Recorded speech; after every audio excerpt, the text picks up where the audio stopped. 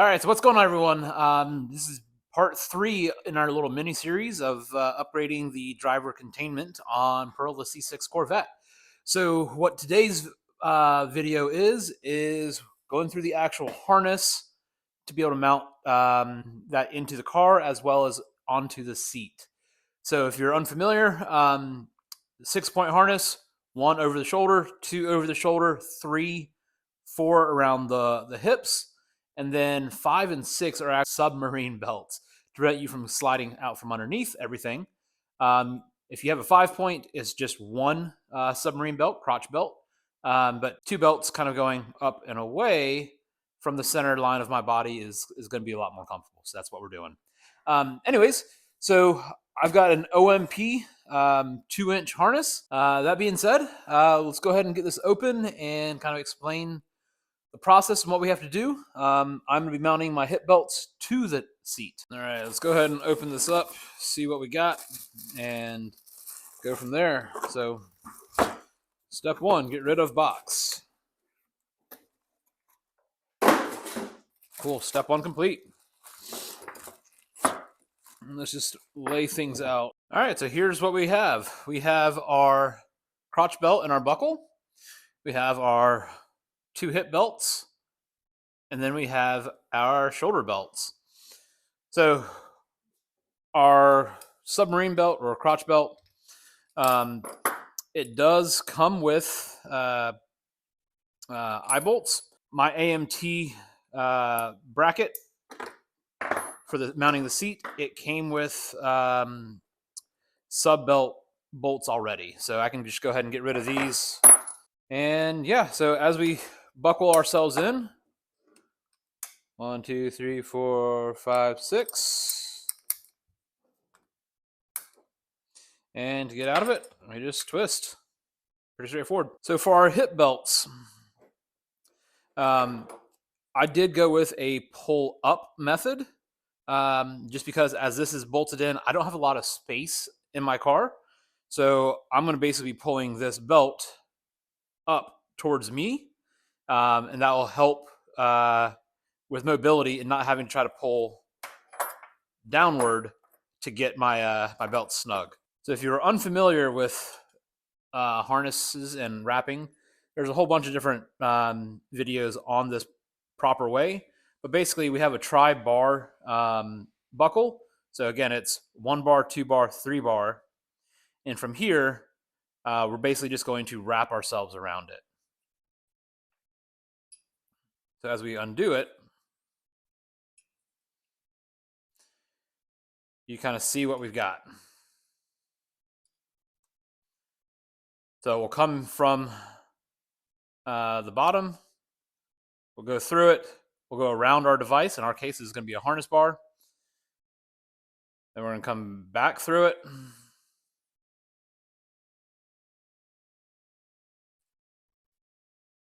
Back through one more time. And then once more, we're going to come back into our tri-belt or tri-bar. That way, everything is completely wrapped. And again, there are other tutorials on this that are probably going to show it better in more angles, but I'm sitting on a tripod. Anyways, we are not using this on our shoulder belts, so we'll be able to go ahead and just take this off completely. All right, so mounting the sub belt is probably going to be our first step. So we actually have a little cutout down here. We're just going to feed it through. And I'll tilt the seat back in just a second. All right, so now that our seat is tilted back, kind of the way we're going to need it to be, now we just have to adjust these to their proper length, and then we will be clipping them in just like so. Perfect.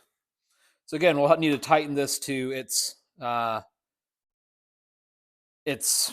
spot. I don't know what that's going to be. I'm going to kind of get the harnesses close, and then I'll take the seat back out and fully dress them and wrap them. So your harness may or may not have this, but if you do, you have these little holes on the latch. So this is basically just going to be a spot where we can throw a cotter pin.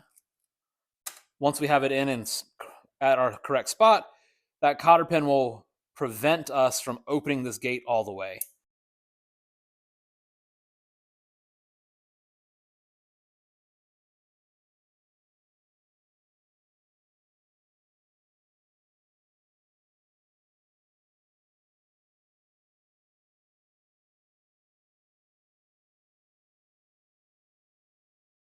Okay, so now I've got them adjusted to where I think I need them, and honestly, I don't know. But just taking a first stab at it, and I'm gonna go ahead and throw this rubber band back on here. Again, not permanent, but just to kind of hold the stuff out of the way until I get it back in the car and can figure out which way I actually need it to be. Definitely looks a little bit long. So I'm assuming that I'm going to need to take some slack out, but we'll get it figured out. Okay, so our hip belt basically just comes through here with our adjuster, and then we're going to have an eye bolt, and that eye bolt is effectively going to just go through this, and we're going through basically a 1/2 inch of aluminum. I honestly would rather it be inside here, but that inside point, I won't have enough space between the bucket and the bracket to actually be able to put a nut on. So I'm gonna go one backwards, and I'll get it drilled out and get this pretty much right at that angle like I have it. So it's basically the same angle of the eyelet is going to be going up to my belts. It's a lot of jibber jabbering and a lot of talking, but I've got to take a drill bit to this hole and then the backside. So for the one that I'm directly behind, I'm basically going to be coming in between those two holes right there. I recognize that I probably could use that hole, but when I drill it out, I've got no more material right here. So with the size that this bolt is, I've got to go further in, and I'm gonna be going in between those two. Wait, so Jordan, you were complaining last video that, oh well, I have to chase threads on a brand new seat. Wish the manufacturer would do better, and this, that, and the other. Why am I not complaining about having to drill out a hole on this bracket? One, I knew I was going to have to drill this out before I bought it. And two, I don't have a roll cage with eyelets already in the car. I have to do this. I have to have some way to mount the bolts. The Corvette, the seat belts in the factory position, they bolt to the factory seats. So now that the factory seat is out, I've got no place to actually anchor my lap belts to. So I don't have an option. I knew that I was going to have to do this before. This is not just me only complaining about Sparco, not about AMT. Both of them are good companies, but I knew this was going to happen already.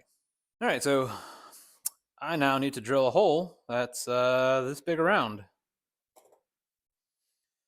Digital calipers are upstairs with the reloading stuff, but this on the major diameter, so the outside of the threads, is 0.425-ish. But fortunately enough for me, this drill bit kit comes with a little conversion chart. So 0.425, that's going to put me in the 27/64ths or 7/16ths. But realistically, I'm going to be going to that 7/16ths at 4375. All right, so not sure if you can tell my voice or not, but this is I don't like doing it, but I knew I was going to have to do it anyways. So yeah.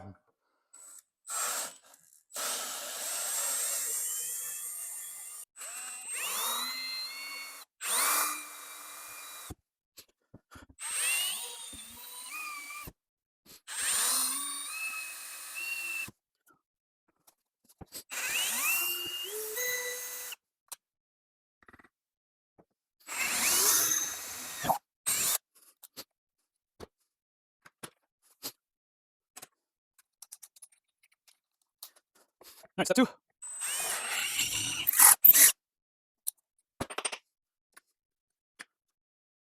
Step 3. All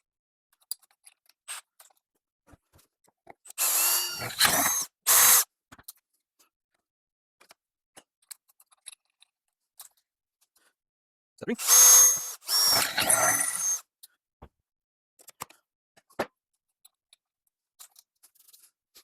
final step.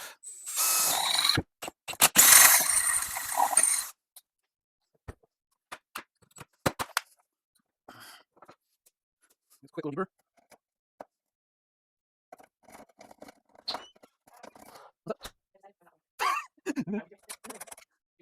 Well, I can trace them just like 10 times.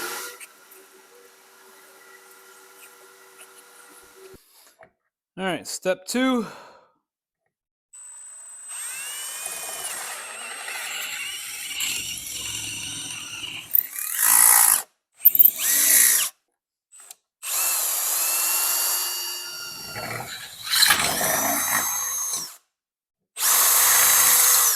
Step 3.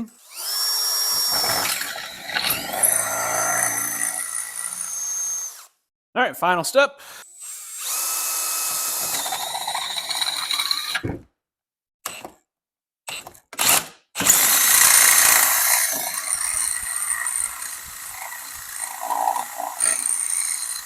All right, so we got our holes drilled.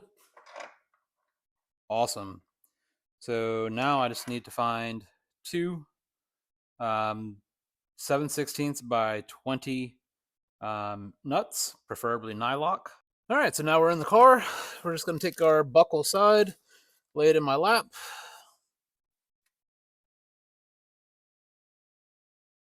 So one thing I'm not quite sure on, and I'll double check this to make sure I'm correct, is if we go over top of the bar for our first, or we come from underneath the bar. Anyways, I'll double check that off camera. But anyways, we're gonna come around the bar, come through our piece for the first time, and I'm just roughly holding the belt in front of me to take a rough idea on how much I need to do. All right, so that's my guess. Come through the seat and down, probably a little bit more. Let's go with there for our start. All right, so that's gonna come to end of day 1 because I can never do any project in just one day. I got the nuts to get for this. Harness bar is already in. Sub belt is already in. Get the nuts, and then the hip belts become in. So again, shouldn't take long to finish this out in the morning when I have the nuts that I need. But that's it. Let's come back in the morning. All right, so it's the next morning. I went ahead to my local hardware store, got some nylock nuts. So now we can go ahead and finish out this hip belt.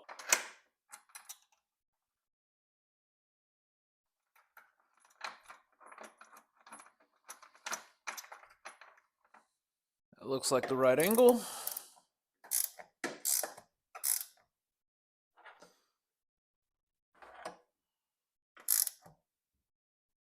Okay, so we got both of our hip belts in and ready. So just going to clip our belt in. Cool. Belt's clipped in. We're gonna ride just like this. All right, seat's ready, harness is ready. It's time to go ahead and throw it back in the car and start getting ready to make adjustments.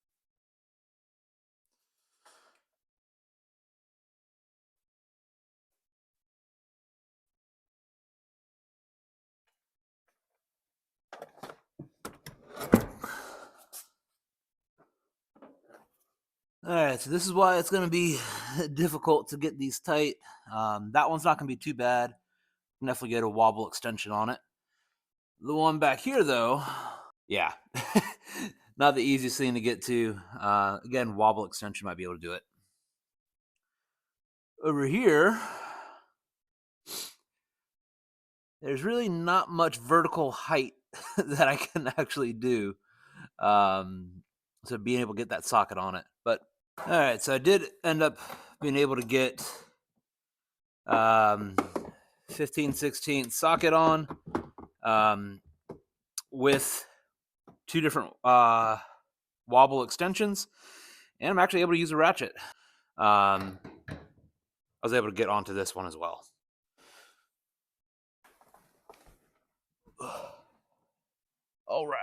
All right, so I feel like I got probably an inch to take up on the crotch belt, and then here I've got